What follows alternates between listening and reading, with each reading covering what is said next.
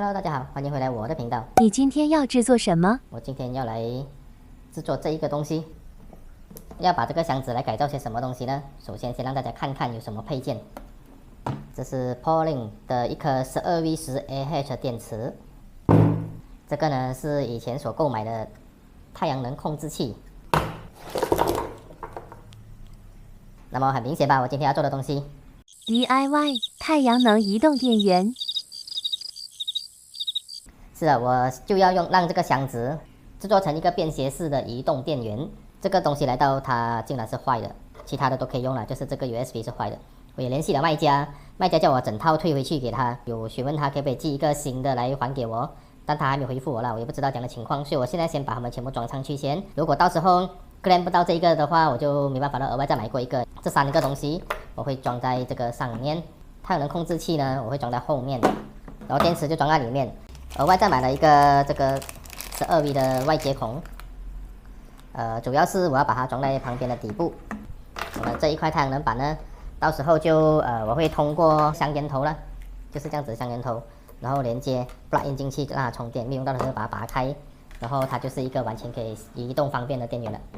好了，那么我们现在就开始先制作这个电池。我会把它放在这个中间，因为你拿的时候呢，它就可以保持一个平衡。我未来也可能会安装这个 inverter 逆变器在旁边，就可以用 AC 电。因为我暂时我也完全没用到这个东西了，所以我并没有预算在这一次把这个 inverter 装进去。录影的时候，我主要用的东西全部都是12V 的，完全用的电源就是太阳能12V 进来，充电进去12V 电池，出电也用12V 电池，也比较有效率啊，也比较节省这个电源。首先要做什么先呢？我现在呢，先要来画上面的3个洞，然后要开洞了。我先把它们画好先，然后过后呢，我会用电钻把这3个洞给打开了。那么除了上面这些洞以外呢，然后呢，我还要在这边开一个洞，是给这个太阳能板的电线进来的，充电用的，就是这一个了。把它拆出来，安装这个框架，2种都一样的，它上面会有一个缺口，看到吗？上面都会有缺口。这个缺口呢，主要是放下这个东西的时候。它上面，它这个盖啊，上面会有一个，这个我也不知道叫什么，就是凸起来的这个东西了。它主要是给你这样子放下去的，它就可以比较平整了。如果你是放倒反的话，就它会斜一边，没办法那么的平整。如果控制器放这里，那么我就需要开1、2、3、4、5、6个孔。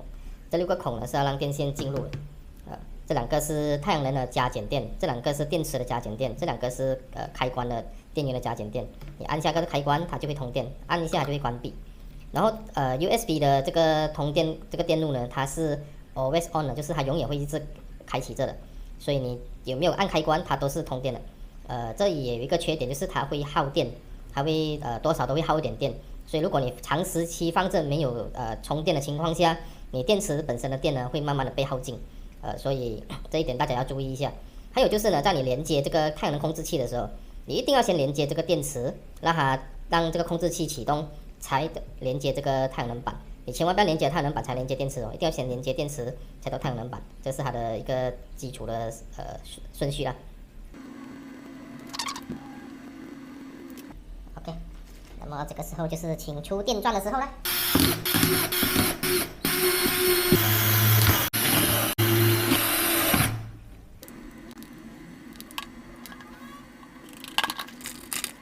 那么现在呢，就要把它们装上去。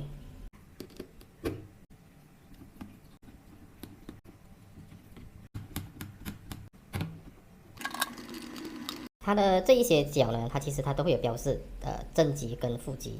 在安装的过程中呢，你们千万不要接错，不然的话可能会引起断路。至于开关按钮呢，就没有正极负极了，一般都是由正极就是加线一进一出，然后开关就让那个加线通电罢了。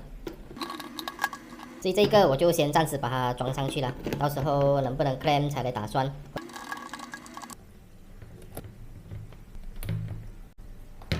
接入电源呢，你可以直接把它连在电池上面，因为它已经有一个总开关了嘛，或者是接进这个太阳能控制器里面。其实太阳能控制器的话，你就是接在这个触电的地方，当你按下开关的时候，它才会导电。我这个控制器是10A 罢了，它这里有注明哦，10个 A 罢了。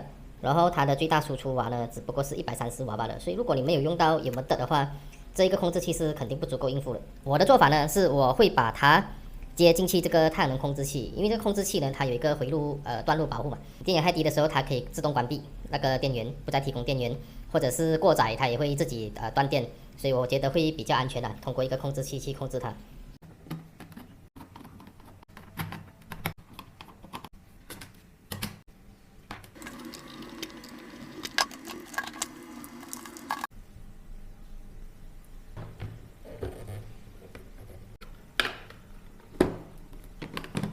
现在呢，我们就要先来处理这个电线线。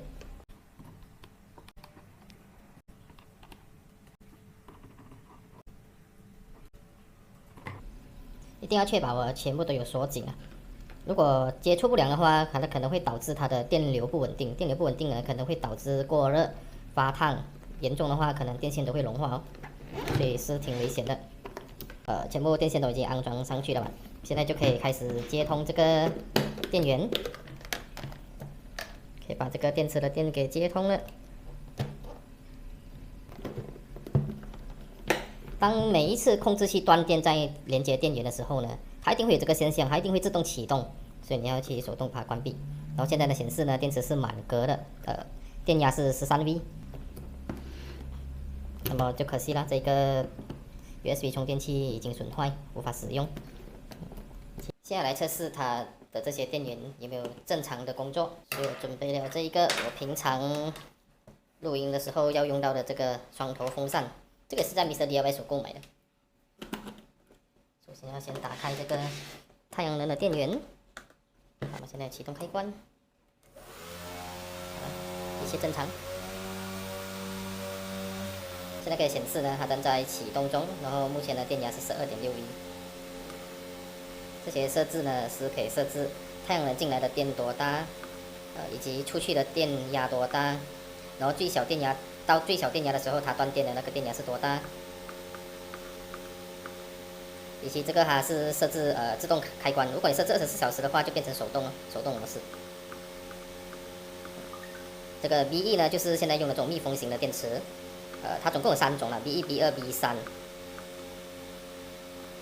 种类型的电池。如果你不知道你的电池是什么类型的话，就像我刚刚说的，你必须要先连接这个电池，让控制器启动，然后但是你的电量一定要保持在至少有60到80%至少了的情况下，最好是可以满电的情况下才来连接。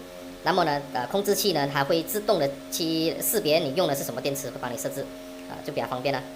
我要把这个太阳能的电提高到14.4V。我的这一片太阳能板呢，它是18V，所以它通常会保持电压在18V到20V 左右。所以呢，我刚刚设置的是让它进去充电的那个电压呢为14.4V，因为通常这种电池它的那个电压也是差不多是14.4V 了。我准备了这个线，这个地方就是让太阳能充电了。这个太阳能板是可以连接这个头的，就能够给太阳能充电，只是现在是不会显示在充电了，因为在室内嘛，都没阳光。太阳能的标准头啊，就是这种头，这种公母头。这是叫光伏连接器好吗？想购买的朋友可以搜索 MC4 Connector。也可以用这个头，额外再改一个电线，然后一样改这个相连头装进去也是可以的。只是我是因为有这个现成的电线嘛，我就没有改了，我就直接用这个。然后平时这个电线没有在用到的时候呢，把它收进去就可以了，多么的方便！你看，你还可以把这些插件，没用的给它收进去，还是充手机用的数据线，没用的也通通给它收进去，一个收纳空间。然后你去到户外就可以拿去了，顺便也来称一称它有多重。